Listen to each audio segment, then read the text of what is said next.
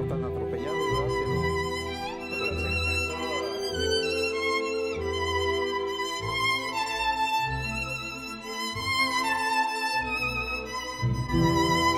Estamos con el magistrado Plácido Álvarez Cárdenas, titular de la 9ª Sala Penal del Supremo Tribunal de Justicia del Estado, y hablamos sobre el nuevo sistema acusatorio penal, sobre este nuevo modelo de enjuiciamiento que implica una manera diferente de seguir los juicios a una persona que ha cometido un hecho que puede ser considerado como delito.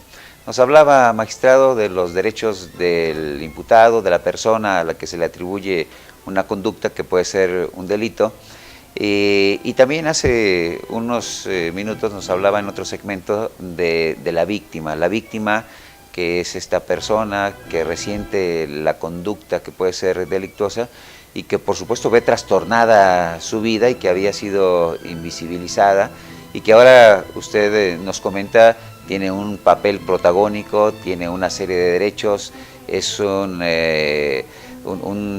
participante activo en el proceso, porque finalmente la sociedad se preguntaba, bueno, ¿qué pasa con la persona a la que le roban? ¿Qué pasa con la persona a la que lesionan? Y parecía que estaba oculta. Pero ahora, bueno, nos ha comentado que incluso tiene un asesor jurídico, un asesor directo que le ayuda a proteger sus derechos. ¿Cuáles serían algunos de los derechos de las víctimas, magistrado? Bien, el derecho fundamental de la víctima, y debo decir antes de esto que son derechos que están consagrados en la Constitución. Ya he mencionado el artículo 20, un apartado C, que habla sobre derechos de la víctima y es una lista extensa de derechos de la víctima. Son derechos que han sido, pues por lo menos en número, semejantes a los que tiene el inculpado.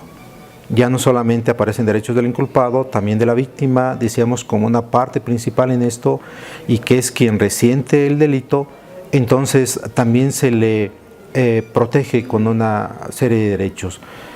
Podemos recordar el principal, el derecho a que se le pague o se le garantice la reparación del daño. Desde luego que las víctimas tienen que ser resarcidas en el daño que se les ha causado, y si este daño puede ser cuantificado, entonces tiene derecho a que se le cubra ese daño. Es uno de los derechos esenciales que inclusive constituye una de las finalidades del proceso, que la reparación del daño sea cubierta, una finalidad que anteriormente no se tenía.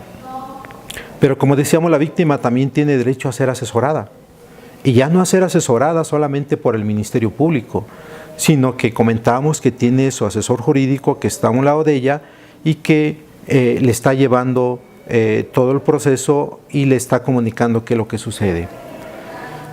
Tiene derecho a ser informada de todo lo que sucede durante el proceso. La mayor cantidad de víctimas, desde luego, desconoce cómo es que se desarrolla el proceso, qué etapa continúa, en qué va, qué es lo que va a surgir, y desde luego que surge la obligación estatal de ser informada de cómo es que se desarrolla el proceso.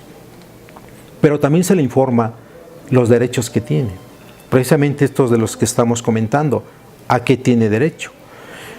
Otro de sus derechos es a ofrecer pruebas de manera autónoma, pruebas que son complementarias al Ministerio Público, pero que son pruebas esenciales, algo que no podíamos entender en el sistema anterior. En el sistema anterior no era posible que la víctima llegara y dijera, bueno, yo tengo notas, yo tengo testigos. Esto tendría que hacerlo a través del Ministerio Público. Y si el Ministerio Público consideraba que no se las aceptaba, bueno, pues la víctima se quedaba sin esa posibilidad. Ahora la víctima tiene posibilidad de ofrecimiento probatorio. Desde luego que tiene derecho a un recurso. En aquellos casos en que considera que sus intereses están siendo afectados y que el proceso termina sin que la reparación del daño se dé, la víctima tiene derecho a apelar, la víctima tiene derecho a interponer un juicio de amparo, lo que anteriormente no sucedía. Tiene derechos muy importantes la víctima durante la investigación. Tiene derecho a ser protegida, a que el Ministerio Público proteja su integridad en aquellos casos en que considera que es una víctima que puede resultar afectada no solamente por la comisión del delito en sí, sino lo que puede venir posteriormente. Imaginemos una víctima de violencia familiar en donde ha sido golpeada por su esposo, pues ahora el Estado a través del Ministerio Público tiene la obligación de protegerla, de tener lugares especiales para que esté protegida, y entonces hay una serie de medidas que se toman para su protección integral. Entonces también la Constitución y el Código nos señala diversos derechos que la víctima tiene en el proceso. Y esta protección de derechos, tanto del imputado como de la víctima, ¿están a cargo de su defensor, del Ministerio Público, del asesor victimal, o el juez tiene algún papel relevante en ese sentido? Bien, el juzgador no puede sustraerse a la obligación estatal de proteger sus derechos. Las partes, fundamentalmente el defensor y el asesor victimal y el Ministerio Público, desde luego que tienen que jugar el papel que les corresponde. El defensor tiene que hacer valer frente al juez los derechos del imputado. El asesor victimal tendrá que hacer valer frente al juez los derechos de la víctima, y el juzgador tiene que tutelarlos.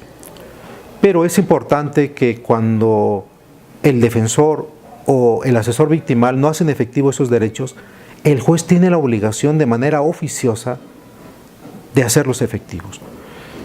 Creo que en el nuevo sistema, una de las actividades que realiza el juez de manera oficiosa, que en realidad son reducidas, el juez no toma el papel de las partes como sucedía en el sistema anterior.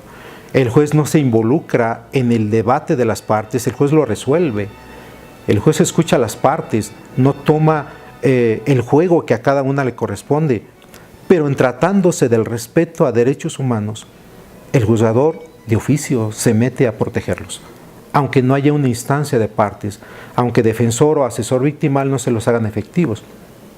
Si el juez observa que sus derechos humanos están siendo violentados, es el primero en que debe protegerlos. Es obligación. Este nuevo modelo implica nuevos conocimientos, pero además nuevas habilidades y destrezas para que, como usted comentaba, se garantice el derecho a una defensa técnica adecuada, y para la víctima se garantice también que cuenta con la asistencia jurídica conveniente. Los participantes, los defensores, los abogados, están obligados a tener nuevos conocimientos, nuevas destrezas, y tienen que ser controlados por alguien. ¿Alguien controla que efectivamente estén capacitados en este nuevo sistema? Sí, efectivamente el nuevo sistema nos exige conocimientos, habilidades y destrezas. Siempre he considerado que la clave o el éxito de este sistema precisamente está en la actividad y en la función del operador jurídico. Si el operador jurídico no tiene los conocimientos y las habilidades para desarrollar un proceso de principios y de audiencias, el sistema se va a detener, el sistema va a ser complicado, seguramente el sistema no va a dar lo que tiene que dar y lo que se le exige. De tal manera que ahora las partes requieren de nuevos conocimientos. Aquellos principios y aquellas reglas que conocimos y que nos fueron enseñados en las facultades de Derecho, parece ser que han quedado a un lado. Hay que reaprender y hay que tener habilidades para eso. De tal forma que entonces ahora las partes no son aquellas personas que llevaban una actividad que era ayudados por el juez, que el juez de manera oficiosa, porque así se lo imponían las leyes, tenía que proteger al inculpado a pesar de la deficiencia del defensor. Ahora no.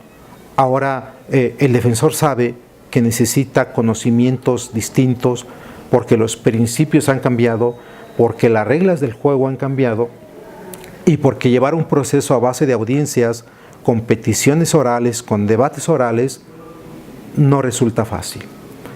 Hemos sido educados en una cultura de la escritura, necesitamos el papelito para todo. Ahora esa cultura de la escritura desaparece y aparece la escritura de la oralidad. ¿Y qué significa? Que necesitamos hacer nuestras peticiones y debates en forma oral. Podemos imaginar lo que esto significa, la exigencia para las partes. Y claro, también viene la exigencia para el juzgador. que es quien debe controlar este tipo de actividades de las partes, es finalmente quien decide, y es quien decide conforme al debate que se le presenta en ese momento. Por eso también el juez requiere de nuevos conocimientos, requiere de nuevas habilidades, porque el juez resuelve en base a lo que escucha en una audiencia, no en base a lo que tiene en un expediente escrito, que era lo tradicional. Ahora se dice que la escritura no debe imperar. ¿Qué significa esto? Que el juez está frente a las partes, resolviendo lo que le están planteando en ese momento. Y con esta idea podemos darnos cuenta de la dificultad que tiene el juzgador ahora en su función de resolver, porque debe resolverles las peticiones que oralmente les hacen, debe controlar la audiencia, pero además su resolución no es en base a escritos que tenga previamente. De tal manera que podemos ver entonces que las partes y el juzgador requieren de conocimientos especializados en un sistema procesal a base de audiencias, de peticiones orales, porque entonces las cualidades ahora son distintas. Se ha dicho que, bueno, quienes nos hemos educado en ese sistema procesal de escritos, de lectura, pues en realidad cambiar el esquema a un esquema de oralidad resulta más complicado quienes hemos aprendido un modelo anterior, ¿no? Pero me parece que el trabajo de este nuevo sistema está en gran parte en la capacitación para que los operadores jurídicos sean capaces de sacar adelante un sistema acusatorio que ideológicamente me parece que es excelente, solamente que ahora necesitamos operarlo de la mejor manera, con el conocimiento y las técnicas suficientes. ¿No existen entonces ya estos expedientes voluminosos que había en el pasado? Ya no existen, o por lo menos, si quisiéramos aclarar esto, yo diría que el juez no resuelve en base a esos expedientes. Mi opinión, la opinión que yo he expresado de manera personal, es que a mí como juzgador no me importa que existan esos expedientes administrativos. Quienes manejan lo administrativo pueden tener sus expedientes y pueden ser voluminosos, pero lo importante es que el juez no resuelve en base a eso. El juez no conoce ese expediente. El expediente se puede formar por cuestiones administrativas, pero el juez cuando llega a su audiencia, cuando llega a la sala, llega sin documento alguno previo. De tal manera que para mí lo importante de un sistema a base de audiencias es que el juez llega sin tener conocimiento previo de lo que ha pasado, resuelve lo que ahí les dicen, con independencia de que el expediente esté en otro lado. Pero el juzgador no lo revisa, el juzgador no lo conoce.